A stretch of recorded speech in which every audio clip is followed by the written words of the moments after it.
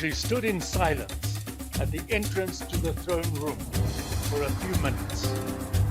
A few minutes that seemed like hours. Her heart was pounding and her hands were shaking. Xerxes suddenly looked up from the documents given to him by Memucan, his secretary. Esther's heart was in her mouth as the king looked directly into her eyes. Slowly, he lifted his scepter and pointed it directly at her. Come in, Esther. To what do I owe this unexpected visit? Tell me, what does my queen desire? My lord, all I want is to extol my beloved king, as well as his trusted chief adviser, Haman, at a banquet at my palace beginning tomorrow at noon. This is to glorify those of this mighty kingdom that truly deserve the glory. Everybody present could see the joy beaming from King Xerxes' face. You know, I, I have never seen you look so beautiful, my love. And please, don't worry, we will be there. While this was happening, one hater of all Jews, Haman, was riding past the palace gates. He could not help seeing Mordecai, who was now washed and dressed, standing proudly while everyone else was bowing low. His absolute detestation for this man was so intense that it blurred his vision and he almost steered his coach into a tree. When he got to his house, he stormed into the foyer and marched up and down like a man possessed. How can he ignore me, the second most powerful man in the mightiest empire in the world? How dare he? I should have ripped off his leg and beaten him to death with it, torn open his chest, plucked out his beating heart, and forced him to eat it. I will. You will do what, dear? Intense hate will only result in the destruction of reason, your reason. Why you tie yourself in a knot about one stubborn Jew, I will never know. Now, listen to me. We have a large property here in the center of town, so get your lazy servants to do something for a change. Tell them to build a scaffolding structure 8 stories high in the front, and at the top of the structure fix a 3-meter sharp pole on which you will impale Mordecai and leave his body there for a week, so that everyone in Susa will see what will happen to those who dare disobey. My dear wife, you are so clever and devious. It humbles me. I will get the construction of the scaffolding to begin immediately and inform Xerxes at our meeting tomorrow. Oh, will he be so pleased? I cannot wait to see a dead Mordecai staring at the city from 50 meters up with a pole struck right through him. That night, Xerxes was tossing and turning. He was unable to sleep. At about 2 a.m., he just could not take it anymore. So he got up and told the guard at his door to fetch his secretary, Memucan, who slept in the palace. 5 minutes later, a yawning and disheveled Memucan joined the king. Yeah, yeah.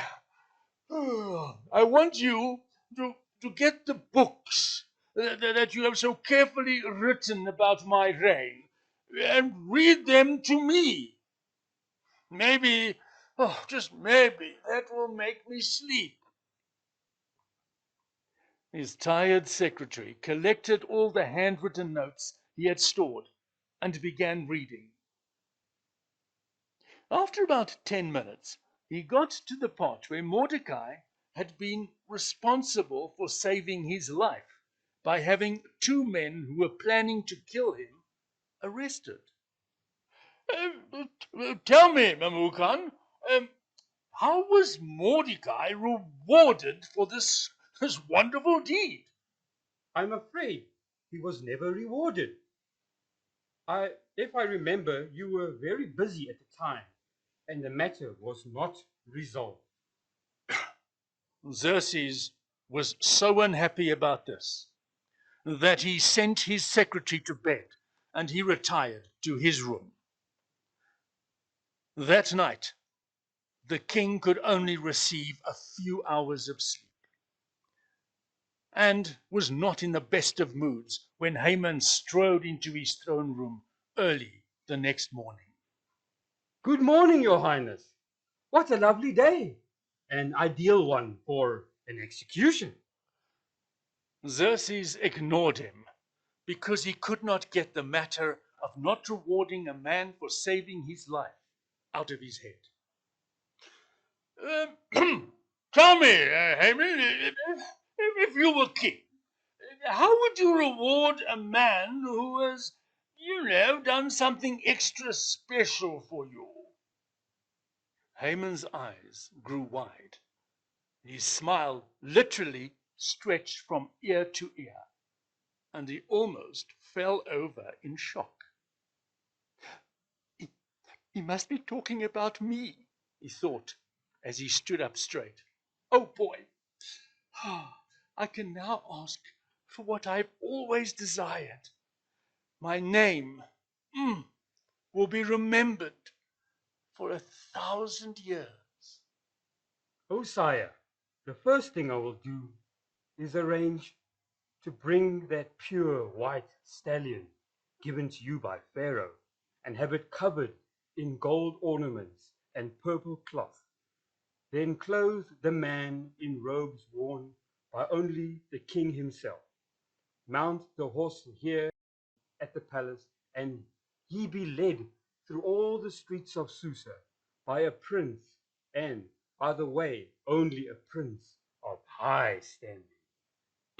Yes, well, sounds good. Are you taking this down, Memucan? His secretary nodded as he wrote neatly on a sheet of papyrus. Haman was getting more and more excited. Oh, and then the prince, leading the horse through the streets, must proclaim loudly as he walks, "This is what is done for an exceptional man the king wishes to honor." Yes, well, well done, sir. Well done. Now, because you are so keen and excited, I will give you the personal privilege of getting everything done and leading Mordecai, the Jew, through all of Susa. Well, don't just stand there like an open-mouthed dummy. You've only got 4 hours to get back to the banquet because that starts at midday. Ensure that everything, as you said, is carried out. Oh, by the way, 2 of my guards will accompany you at all times. As Haman started to lead the white stallion with Mordecai seated on it, with royal robes flowing, he wished, in fact, he craved that the earth would open up and swallow him whole. Every time he called out the proclamation and made it too soft or too loud, one of the guards would insist that he do it again. The only thing that kept him going was the thought of the banquet that he was invited to by the most beautiful woman in Persia. When Haman finally staggered into the banqueting hall, he was totally exhausted. The king and his guards were already there. He collapsed onto his settee like a man who had just run a marathon. But when the vivacious Esther swept in, even his tired out hormones sprung into life. After a few hours of eating, drinking, and having a good time, the king turned to the queen. My dear, this is one of the best banquets that I have ever attended, especially with you present. Now, you may ask for anything you desire, anything up to half of my kingdom. My lord and my king, if I have found favor with you, and if it pleases you, all I ask for is one thing. That is, you grant me my life. The king sat bolt upright. Uh, What do you mean, grant me my life? I mean, you are my queen. Sir, I and my people have been sold to be destroyed, killed, and annihilated. Men, women, and children. If we had been sold as slaves, I would have kept quiet and not have disturbed my lord. But What? Who is he? I mean, where is he? What man? What man would do such a thing? Slowly Esther turned to face Haman, who had suddenly turned a whiter shade of pale. She pointed directly at him. an adversary, an enemy, and the personification of evil. Vile Hamas, he has, with the ring you gave him, condemned the Jewish nation to death. The king stood up in almost uncontrollable rage and strode out of the palace gates. It was then that Haman wished that he got his will in order. He knew that all he could do was to beg Esther for mercy. He fell to his knees at the bottom of the settee where she was lying and pleaded with her to show mercy. He then leant forward and grabbed her ankles as his tears flowed. Oh, a bad thing to do at a bad time. Because as he grabbed her ankles, who should enter from the garden? A furious king who could not contain his exploding wrath. Oh, what? Will this piece of scum, this excuse for a human being, go so far as to molest the queen in my palace? Immediately, the guards covered Haman's head with a bag, a sign in Persia that his life was basically over. By the way, Your Highness, Haman has set up a scaffolding over 20 meters high with an impaling pole, especially designed for Mordecai. Well, stick the pole through him and have him impaled on his own property for a week so that the people can see what happens to evil men. Esther had never seen him look so furious. He then stormed out of the hall and shut himself in his private room and would see no one. He stayed there until his secretary came to tell him that Haman was dead and impaled on a pole 8 stories up. Then he calmed down, washed his face, and joined the rest of his entourage. He immediately called in Mordecai, gave him the ring he had taken off Haman, and also appointed him over the dead man's estate. When Esther got a chance to see him, she pleaded with the king to put an end to the evil plan Haman had put in place regarding the elimination of the Jews, which was to be on a date set for 3 months' time. She could not bear to see her nation and her family destroyed. The problem is, my queen, no document written in the king's hand and sealed with his ring can be revoked. Haman, although dead, seems to be having the last laugh. Yes. But, ah, but, but wait. I think I have a plan.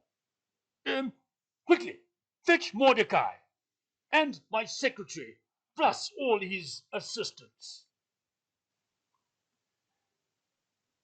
He then instructed Mordecai to write out and seal a brand new edict to be sent to all 127 Persian provinces.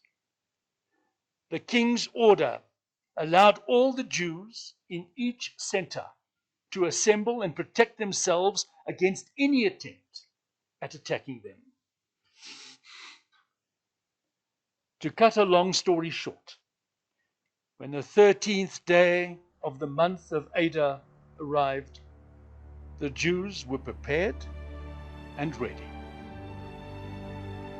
Only a few were injured or slain, whereas in all the provinces, over 75,000 of those daring to attack God's people were killed. In the end, many Persians learnt a valuable lesson. Going against Yahweh is like spitting into the wind. You will never win. You will never succeed.